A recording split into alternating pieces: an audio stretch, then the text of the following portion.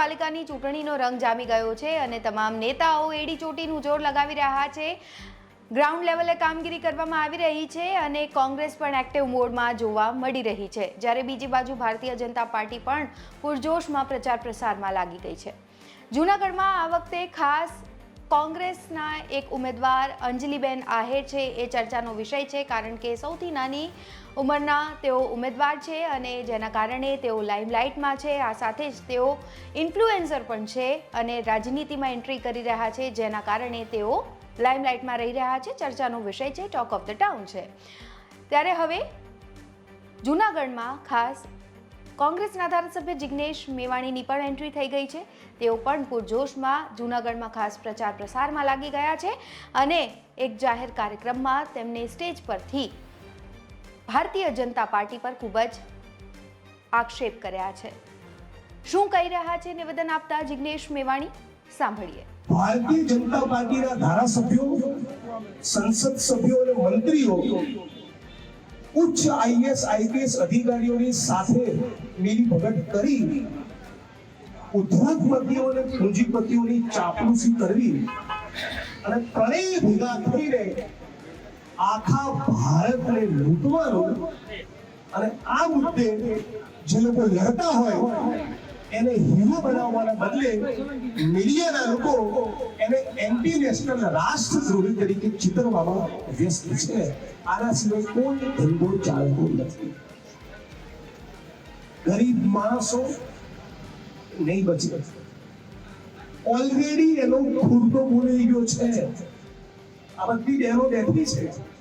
ચૂંટણી વખતે આપણે પણ ઘણી વાર ભૂલી જઈએ છીએ એમ આરએસએસ અને બીજેપીના માણસો એ ગ્રામ પંચાયતની ચૂંટણી હોય, સ્થાનિક સ્વરાજની ચૂંટણી હોય, વિધાનસભાની સંસદની ચૂંટણી હોય, એની પાસે એક જ વાર મંદિર મસ્જિદ હિન્દુ મુસ્લિમ ને ભારત પાકિસ્તાન, બીજો કોઈ ધંધો નથી। આપણું લડનારા માણસ તરીકે,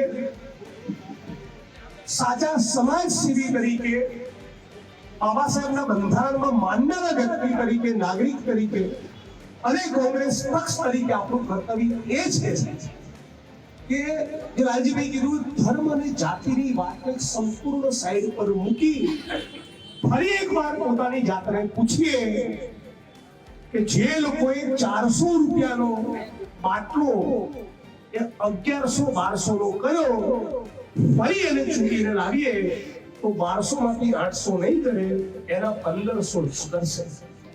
આ બહુ સ્પષ્ટ ચૂંટણી વખતે આ વાત મીડિયા અને ભારતીય જનતા પાર્ટી આપણે ભૂલાવી દે છે। આજે ગુજરાતના દેશમાં લાખો લાખ કરોડો યુવાનો બેરોજગાર છે, પણ કામ નથી। Graduate, double graduate, PhD scholar, MBA થયા, એન્જિનિયરને અમદાવાદ શહેરમાં કોઈ 15,000 આપતું નથી।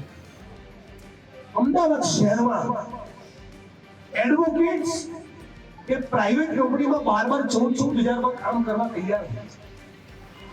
આટલી ભયંકર પરિસ્થિતિ અને છતાં બેરોજગારી અને મોંઘવારી એ ચૂંટણીનો મુદ્દો ના હોય એ કઈ રીતે ચાલે? આપણી પણ જવાબદારી છે। આ ચૂંટણીના માધ્યમથી આ ઉમેદવારોને જીતાડવા જાઓ ત્યારે ફક્ત રોડ, રસ્તો, ગટર, વીજળીની વાત નહીં, એ તો લડીને કરાઈ છે કે આપણા કોર્પોરેટે જ્યાં જીત્યા ત્યાં કર્યું છે અને ભવિષ્યમાં પણ કરશે, અને પાકી ખાતરી છે, એટલા માટે પ્રચારમાં આવે છે। પણ આ સિવાય આપણા અસ્તિત્વનો જે સવાલ છે કે કોઈ નવી સરકારી નોકરીમાં ભરતી નહીં, તમારા જ દીકરા દીકરીઓનું કોઈ ફ્યુચર નથી। પ્રાઇવેટમાં જાઓ, 8 કલાક ઉઠાવો અને 350-400 રૂપિયા આપે, આપણે ઠીક નહીં તો કઈ નહીં। અને જો તમે આવા સંગઠન બનાવીને બોલવા ગયા આ ભયંકર મોંઘવારીમાં અમને પોસાતું નથી તો કઈ દેવી કાલથી ના આવતો। આ જુનાગઢ શહેરમાં તમે એસપી ઓફિસમાં જાઓ, કલેક્ટર ઓફિસમાં જાઓ, મામલતદાર કે પ્રાંત કચેરીમાં કે ડીડીઓની ઓફિસમાં જાઓ, ત્યાંના આઉટસોર્સિંગના કોન્ટ્રાક્ટના કર્મચારીઓને પણ લઘુત્તમ વેતન ચૂકવતા નથી। આ એ નકરી લૂંટ છે। આપણા ફ્યુચર ઉપર, આપણા ભવિષ્ય ઉપર બુલડોઝર ફેરવી દીધું, ફેરવશે નહીં, ફેરવી દીધું। ખુલ્લેઆમ દિલ્હીની સડકો પર બાબા સાહેબ આંબેડકરના બંધારણને સળગાવી રહ્યા છે।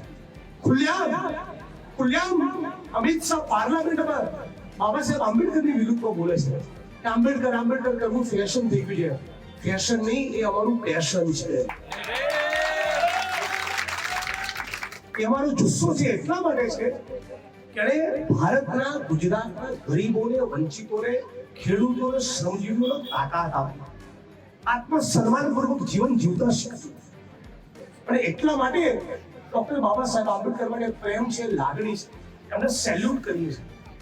તમારા પેટમાં કેમ દિલ રૂડાય છે? એટલા માટે આરએસએસ અને બીજેપીની લાઈન જ છે. એ સૌથી વધારે કોઈ નેતાના વિરોધી હોય બીજેપીના લોકો, એ ડોક્ટર ભીમરાવ બાબા સાહેબ આંબેડકર. સૌથી વધારે મોદી, અમિત શાહ અને ભાજપ કોઈ પુસ્તકના વિરોધી હોય એ બાબા સાહેબનું બંધારણ. અને સૌથી વધારે કોઈ નીતિ, કોઈ યોજનાના વિરોધી હોય તો ઓબીસી, આદિવાસી અને દલિત સમાજને મળનારી અનામત. આ અનામત વિરોધી છે, સંવિધાન વિરોધી છે, આંબેડકર વિરોધી છે. આમને ચૂંટણીના રાજકારણમાં ઘર ભેગા કરવા એ ભારતવાસી તરીકે આપણી ફરજ બને છે.